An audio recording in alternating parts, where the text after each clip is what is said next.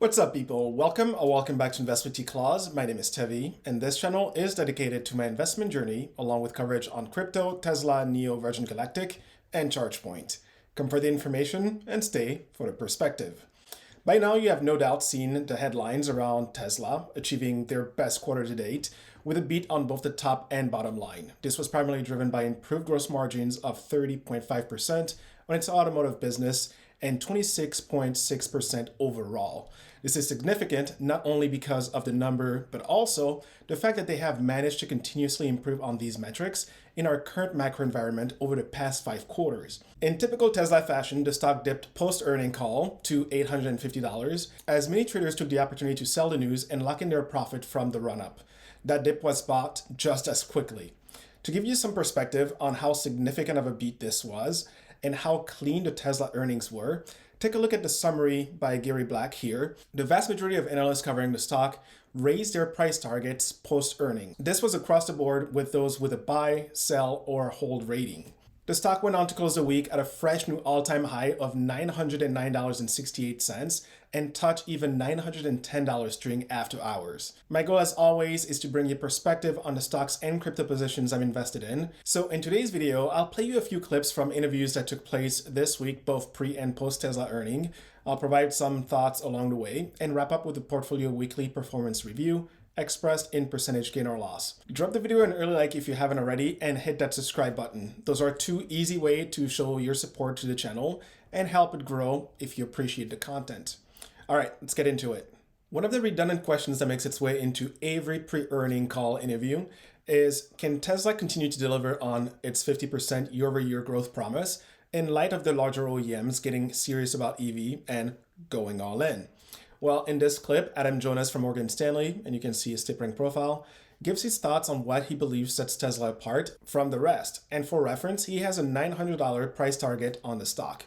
Take a listen. The items that you think the market is underestimating, Adam, is manufacturing and scale, and I feel like they go hand in hand. Are we going to get any sort of glimmers of this, particularly what you mentioned as being the gigapress, the notion that an entire chassis could be made out of a single piece of material? I mean, that would be incredible.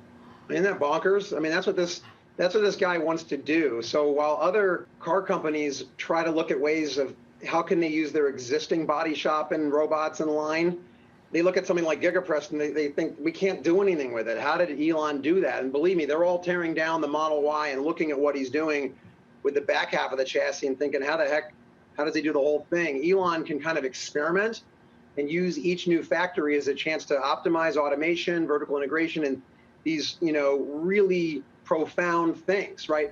Again, it harkens back to the moving assembly line. And what we might have already had the Model T moment in electric, but we haven't had the moving assembly line revolution of manufacturing that took the car down to $3,000 in today's dollars from $80. Adam, it's Karen. Thanks so much for being on. Can anyone or any group of companies, Ford, GM, VW together, catch up with Tesla in the next decade?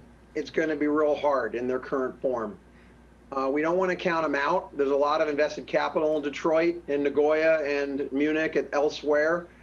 And they'll certainly get some support of the local governments and policies.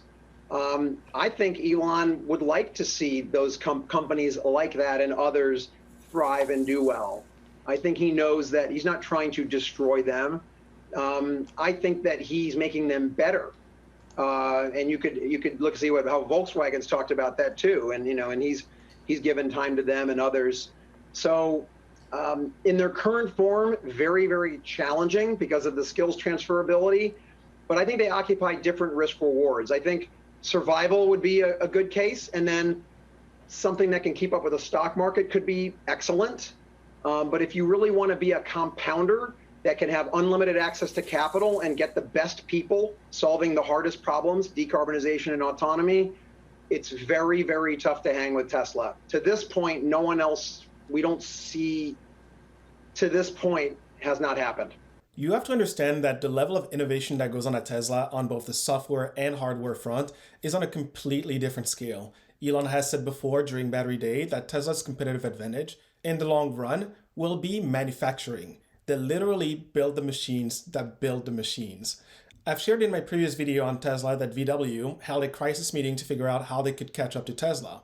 What I did not cover, because it was not yet known, but Adam just pointed to it, is the fact that Herbert Diess, the VW CEO, actually invited Elon as a guest speaker. I mean, to try to be the best, you have to seek input from the best, right?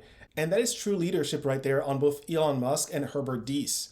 No ego, simply focused on helping transition the world to a more sustainable future. Again, until you see that kind of mindset from other legacy automakers, my take on it is investing in them is a pretty risky proposition. During the last quarter earnings call, Elon announced that he would no longer attend future earnings unless he had something significant to share. And this has sparked discussions around whether or not he would take a step back from Tesla as CEO. Spoiler alert, he did not attend the meeting, but is not stepping down. In this next clip, Adam gives his thoughts on what if Elon were to step down as CEO or take a step back from Tesla altogether in favor of SpaceX. Take a listen. A risk that Elon Musk devotes his time to SpaceX. Is that a risk to Tesla? I think for Tesla, the relevance is, dude, you're putting 100 tons in orbit, and you're probably going to beat NASA to the moon. Do you really doubt that he's going to solve insurance for cars? Is that the world's hardest problem? So it's just that it's about capability, right? And beyond the PowerPoint deck. As far as spending time, I think Elon Musk spending time on SpaceX is a sign of, I think that's a wonderful thing. If Tesla can be at a point where he could say, you take it from here, I'll be involved, but I'm going to be spending time in Texas building the space economy and taking the U.S. and the space race to a whole new level. That's what's really capturing the imagination, I think, of your audience and, frankly, my audience on the institutional investor side.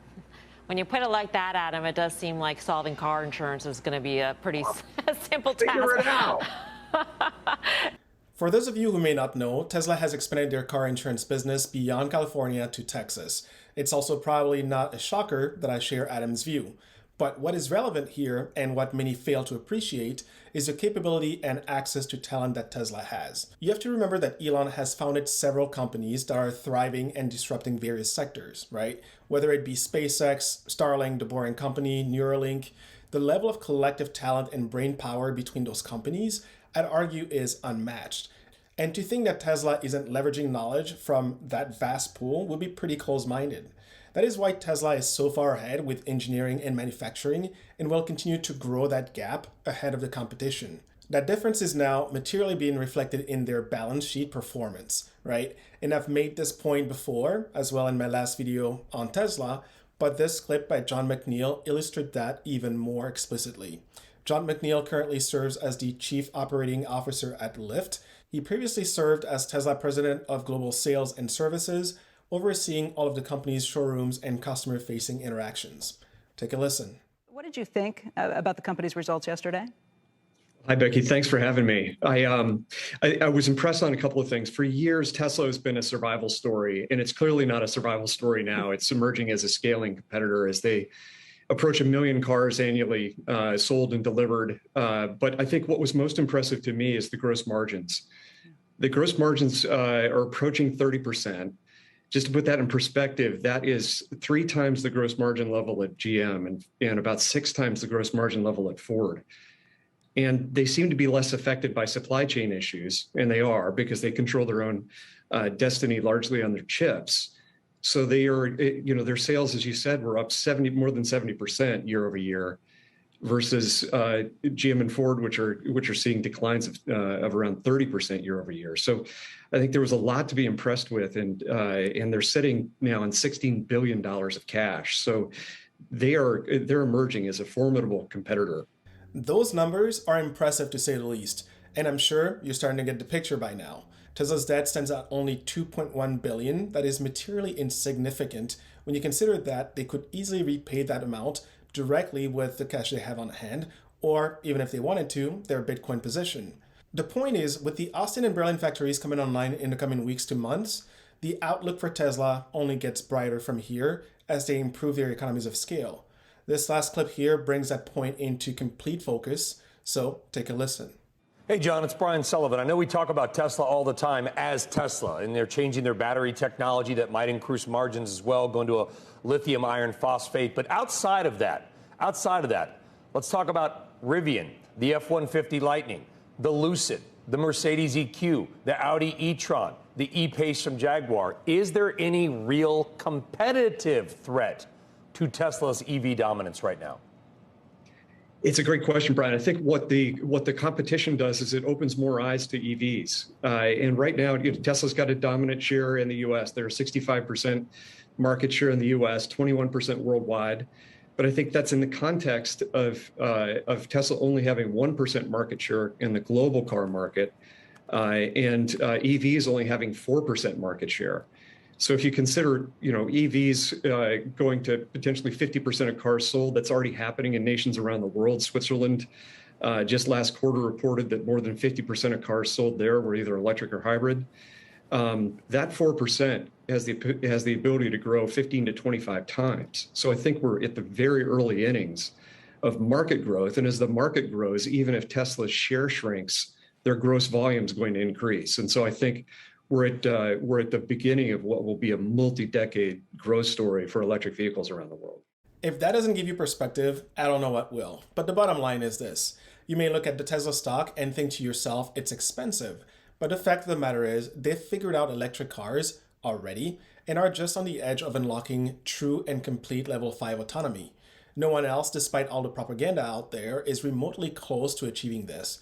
And it's certainly not going to be legacy auto. The challenge for Tesla is to unlock at least level 4 autonomy, get regulators on board, and scale up enough throughout the decade to meet their ridiculous demand. They've already demonstrated that they can scale and do so efficiently, so again, they've won the decade. Legacy autos, on the other end, their challenge is to not fall even further behind and complete the transition without going bankrupt in the process. They have declining sales and margins with ever so increasing debt. And if that wasn't enough, they need to do all that transition without losing more market shares to new entrants like NIO, Rivian, and Lucid, just to name a few.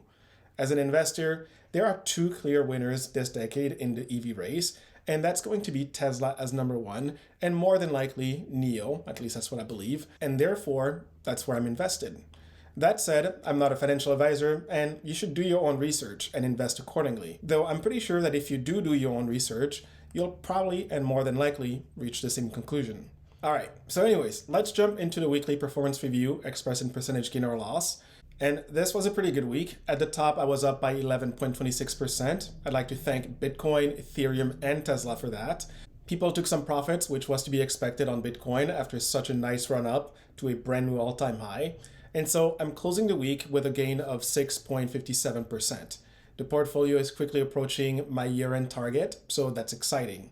The crypto party is only getting started. But on that note, I'll leave it here for today. Don't forget to drop the video a like if it gave you a new perspective and share with others who you think may benefit from it. For my newcomers, subscribe and don't forget to ring the notification bell so that you don't miss out on future content just like this.